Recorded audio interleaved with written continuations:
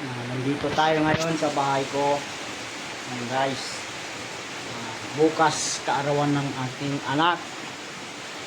7 years old.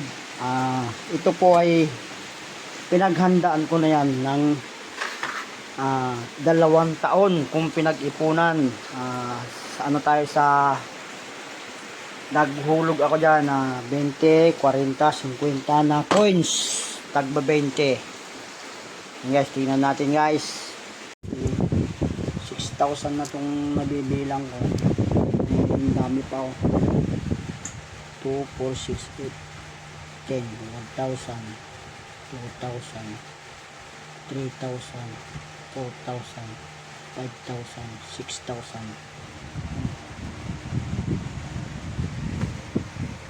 Guys, 20k na yan. Ang dami pa dito.